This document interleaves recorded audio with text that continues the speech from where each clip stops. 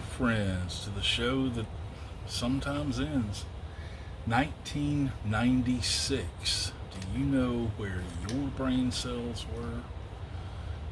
This is another monster year. We've had three in a row in the 90s. Imagine that, with some really, really great music.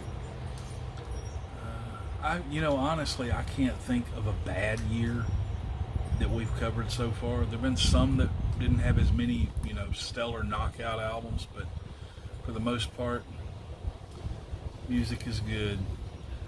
All right, as always, one of these little things besides the album, on top of, near the albums that I think are overlooked that you may have missed, you should go check them out. I've got, I believe, 20, you forgot those two, 30 albums, I believe. 30 albums on here. I've got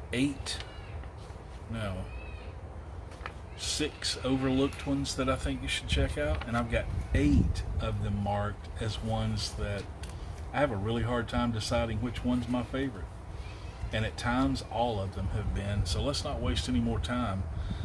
First up, we have an album by a fellow named Alex Lifeson, who was the guitar player for Rush for the entirety of that band's existence, the sole member that can claim that.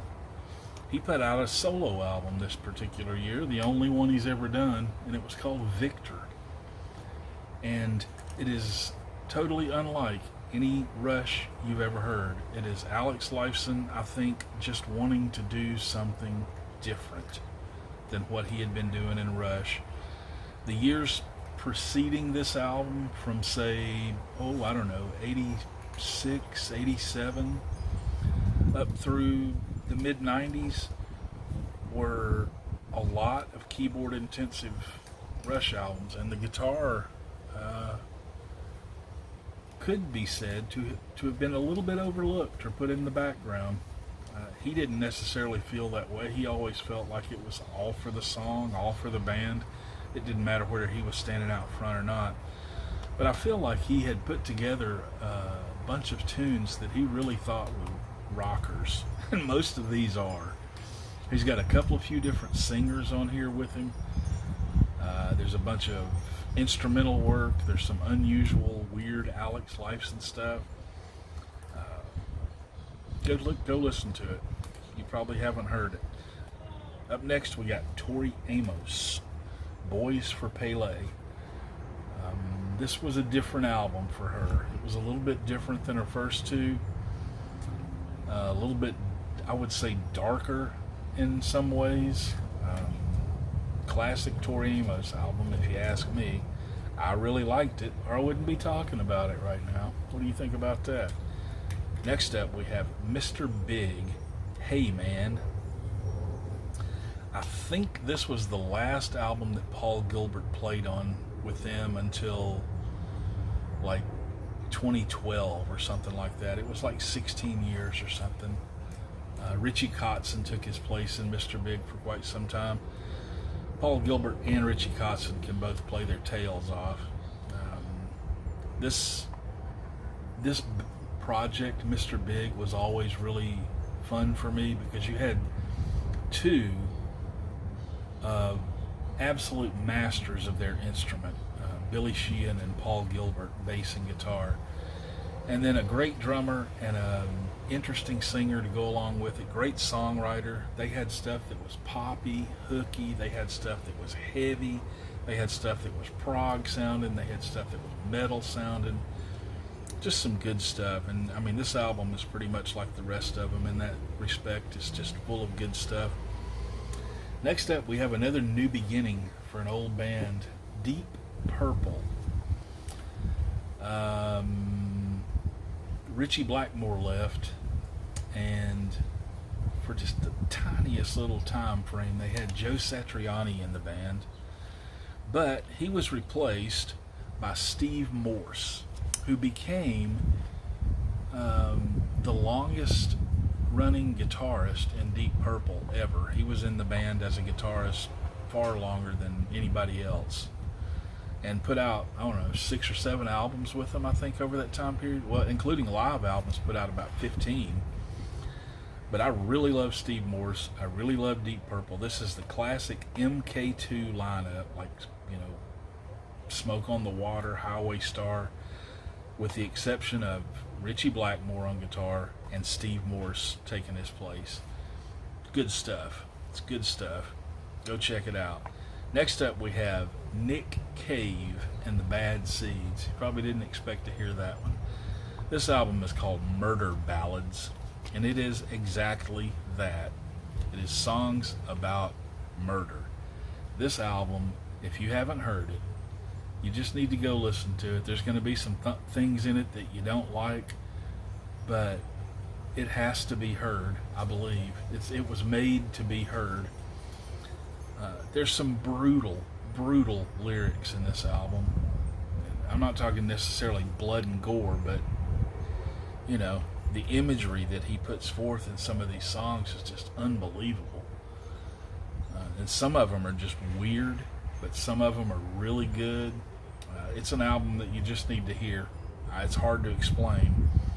Next up, we have Sting, Mercury Fallen. This is the album with I'm So Happy, and there's a number of good songs on here, but it's the one with I Hung My Head, which is basically a Western lament about a guy that kills a man, not necessarily on purpose, but not necessarily accidentally, and he has to deal with that. Johnny Cash covered this. A couple of other people, I think, have covered it.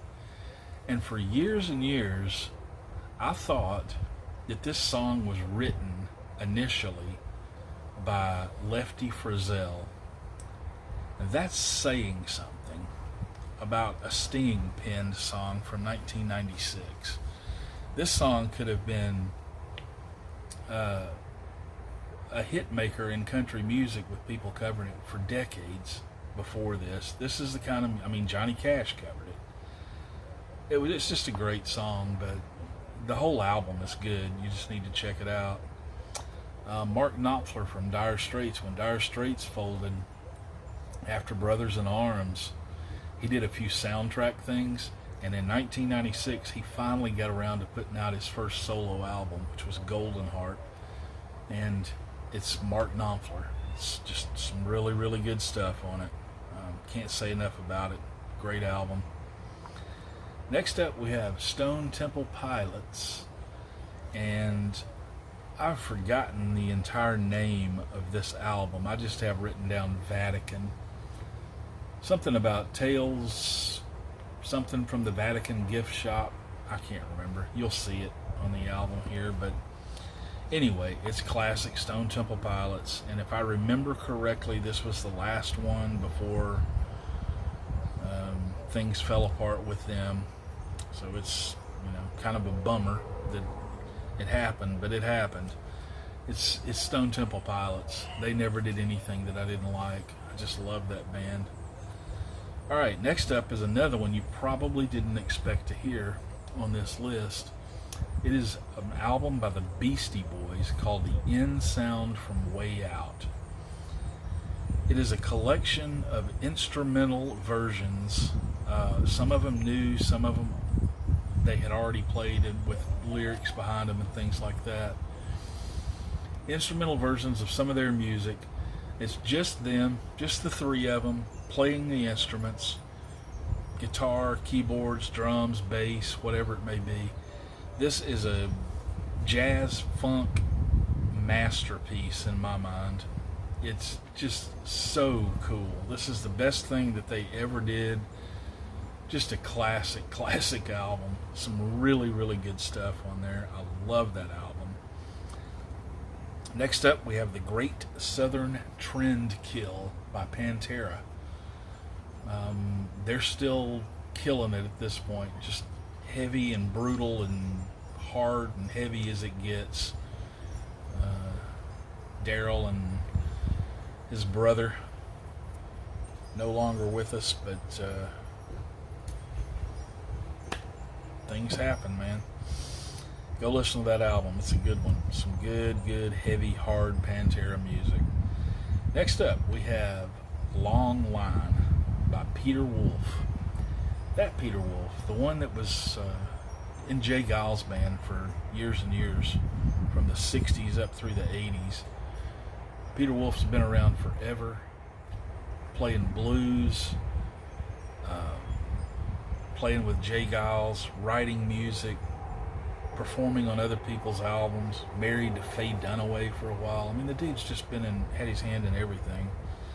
Long Line is a really, really good album. He put out a bunch of solo albums. He has put out quite a few solo albums, and it is far better than anything that Jay Giles ever did, in my opinion. Just some really good stuff. Go check that album out. Next up, we have King's X, Ear Candy. This was an album where they kind of continued down that path of not really caring what the record label thought, and they just put out the music that they wanted to put out. And it's King's X music, and it's great, and I can't say enough about it. I love King's X. Next up, we got Soundgarden, Down on the Upside. A little less heavy overall than their previous two albums, or previous albums. But there's some great music on that album. That was a killer album. Probably the one that, I don't know, maybe the last one before that's the one that really, really broke them loose. But they were on top of the world for 2 or 3 albums.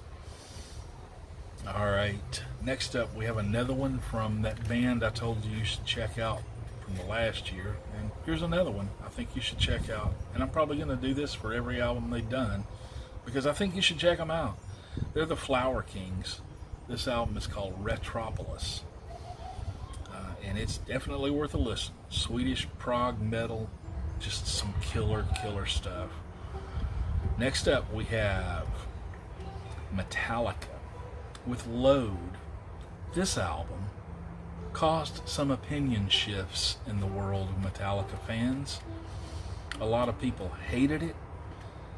A lot of people didn't care for it. A lot of people loved it. A lot of people thought, what in the world are they cutting their hair for? They're being Metallica, man. There's some killer stuff on this album. It's not Ride the Lightning, and it's not, 72 Seasons. It's Load. It's what it is. Either you like it or you don't, but it's good music. I mean, because it didn't sound like you wanted it to sound, doesn't mean it's not good. That's what I think. Next up, we have Zakk Wylde with his debut solo album called Book of Shadows. You should just go listen to this album if you haven't heard it. He was still young, just out of Ozzy's grasp, purview, tutelage, whatever you want to call it. And he got to do what he wanted to do, and he did it. And you should go listen to it. Next up, an album that probably was not expected, or you didn't expect me to talk about it. It's called Road to Ensenada, and it is by Lyle Lovett and his large band. And you may say, but he's country. And I would say, no, he's not. He's a music maker, and he made some music on this album, and it's really, really good, and you should go listen to it. All right? Hey, come back in a few minutes. Go get yourself a drink or whatever, and go down in the description of this video and click the link to part 2, because it will follow this one. Okay, I'm glad you stuck around this far, but if you want to find out how this ends, you got to go watch part 2. I'll see you there.